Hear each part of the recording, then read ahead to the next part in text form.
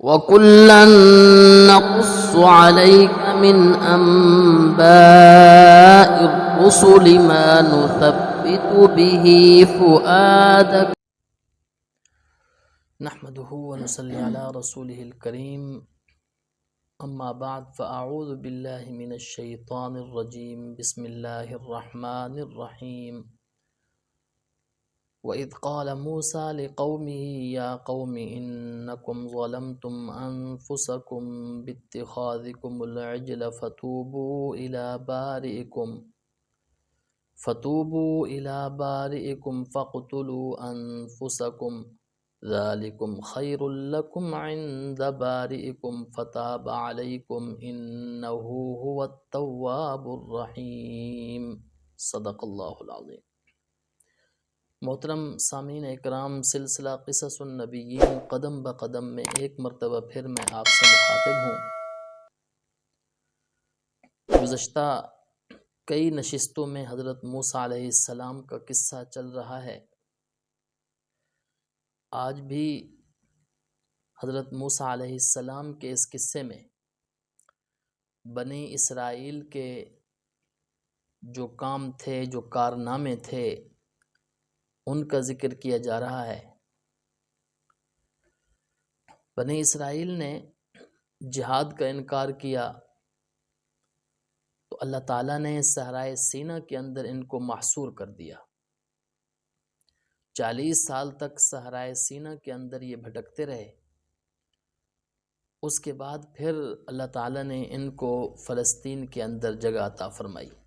تو صحرائے سینا کے اندر انہوں نے جو جو کام کیے، ان میں سے ایک کام یہ بھی تھا کہ انہوں نے بچھڑے کی عبادت شروع کر دی تھی جب موسیٰ علیہ السلام کوہ طور پر تورات لینے کے لیے گئے۔ اللہ تعالیٰ نے قرآن مجید کے اندر اس بات کو ذکر فرمایا کہ جن لوگوں نے بچھڑے کی عبادت کی ان کو سزا ہوگی۔ تو سورۃ بقرہ کے اندر اللہ تعالیٰ نے آیت 54 کے اندر ذکر فرمایا وَإِذْ قَالَ مُوسَى لِقَوْمِهِ، وہ وقت بھی یاد کرنے کا ہے جب موسیٰ علیہ السلام نے اپنی قوم یعنی بنی اسرائیل سے کہا یا قوم انکم ظلمتم انفسکم، اے میری قوم تم نے اپنے اوپر ظلم کیا ہے، اپنی جانوں پر تم نے ظلم کیا ہے بچھڑے کو معبود بنا کر۔ باتخاذکم العجل فتوبوا الی بارئکم، اب تم اپنے پیدا کرنے والے کی طرف رجوع کرو، یعنی اللہ تعالیٰ کی طرف تم رجوع کرو۔ اور رجوع کرنے کا طریقہ یہ بتلایا فَقْتُلُوا أَنفُسَكُمْ، اپنے آپ کو قتل کرو۔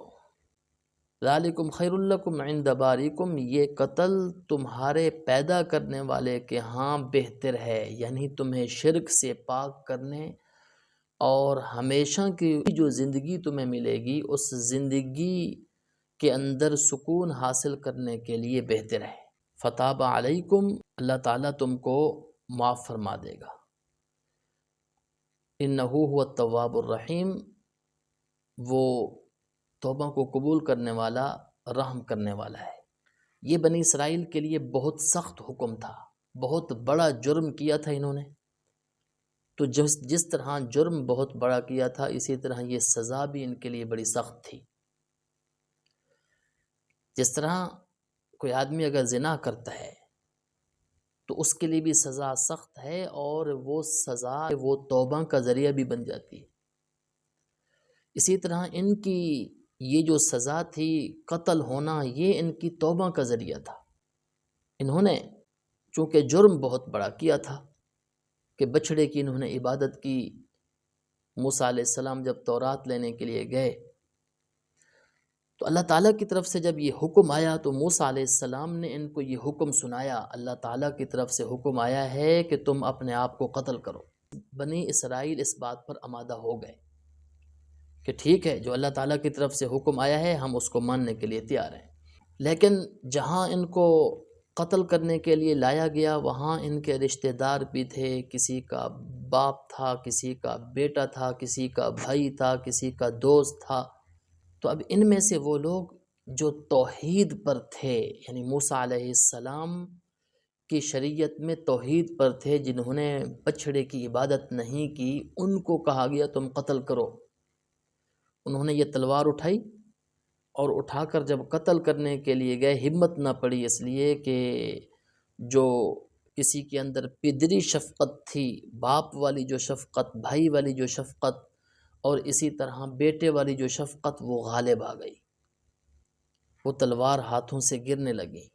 حضرت موسیٰ علیہ السلام نے اللہ تعالیٰ سے اس بات کا ذکر فرمایا، اللہ تعالیٰ نے آسمان کے اوپر کالے بادل بھیج دیے جس کی وجہ سے اندھیرا ہو گیا۔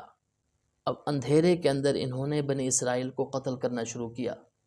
اب صبح کو شام کو اندھیرا چھایا ہوا ہے، قتل کر رہے ہیں، اللہ تعالیٰ کا حکم ہے۔ تو حضرت موسیٰ علیہ السلام اور حضرت ہارون علیہ السلام نے جب دیکھا کہ بڑی تعداد کے اندر بنی اسرائیل قتل ہو رہے ہیں، انہوں نے اللہ تعالیٰ سے رو رو کر دعا کی، یا اللہ اس طرح تو یہ قوم بالکل ختم ہو جائے گی، تیرا نام لینے والا کوئی نہیں ہوگا، مہربانی فرما دے یا اللہ۔ تو اللہ تعالیٰ نے پھر مہربانی فرمائی۔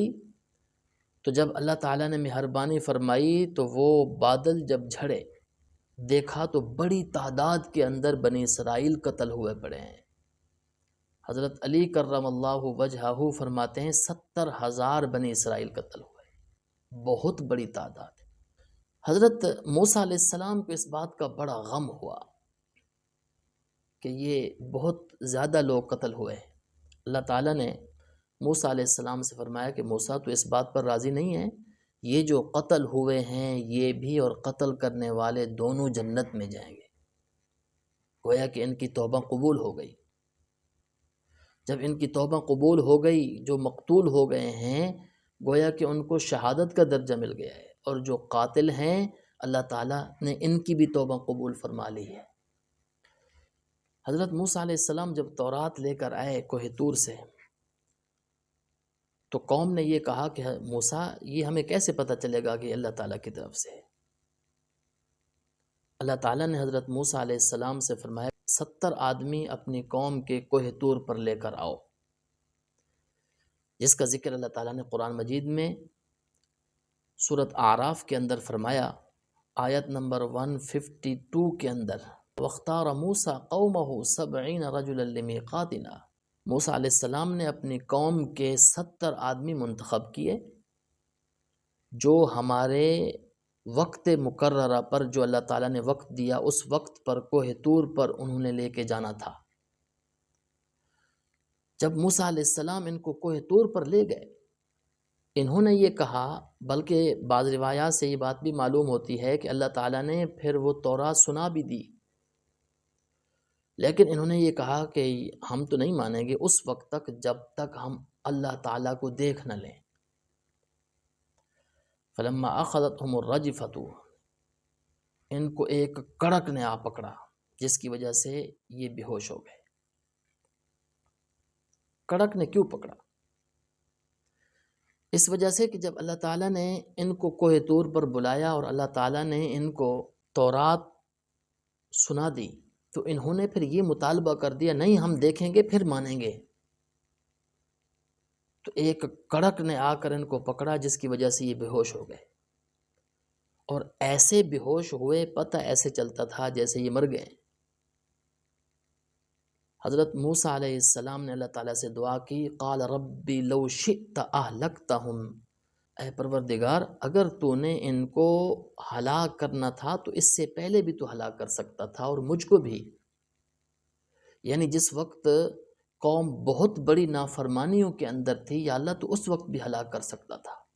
اتہلکنا بما فعل السفہاء منا، یا اللہ ہم میں سے بعض بے وقوفوں کی حرکتوں کی وجہ سے تو ہم سب کو ہلاک کر دے گا۔ یعنی موسیٰ علیہ السلام کا کہنے کا مقصد یہ تھا کہ یا اللہ تیری رحمت کا تقاضا یہ ہے کہ بعض بے وقوفوں کی وجہ سے تو ہمیں ہلاک نہ کر۔ موسیٰ علیہ السلام نے فرمایا ان ہی الا فتنتک، یہ تو تیری آزمائش ہے، لگتا یہ ہے کہ تو ہمیں آزمانا چاہتا ہے، تو دیکھنا چاہتا ہے کہ کون ہے جو تیرا شکر گزار بندہ بنتا ہے، کون ہے جو شکر گزار بندہ نہیں بنتا۔ تجھے تو یا اللہ اختیار ہے، تو جس کو چاہے ہدایت دے دے، تو جس کو چاہے گمراہ کر دے۔ تو حضرت موسیٰ علیہ السلام نے یہ کیوں فرمایا؟ یہ اس وجہ سے فرمایا کہ حضرت موسیٰ علیہ السلام کو اللہ تعالیٰ نے جو بصیرت عطا فرمائی تھی اس سے انہوں نے معلوم کر لیا تھا یہ لوگ ہلاک نہیں ہوئے، جس کی وجہ سے حضرت موسیٰ علیہ السلام نے دعا کی اور فرمایا کہ یا اللہ اگر تو نے ان کو ہلاک کر دیا تو بنی اسرائیل کے لوگ یہی سمجھیں گے کہ موسیٰ علیہ السلام نے ان کو قتل کر دیا ہے، پھر وہ مجھے بھی قتل کر دیں گے۔ اللہ تعالیٰ نے ان کو ہوش دے دیا۔ حضرت موسیٰ علیہ السلام کی اس دعا کے بعد یہ ہوش میں آئے، فرمایا انت ولینا، یا اللہ تو ہمارا کارساز ہے، فاغفر لنا، ہمیں بخش دے، ورحمنا، ہمارے اوپر مہربانی فرما دے، تو بہترین مہربانی فرمانے والا ہے۔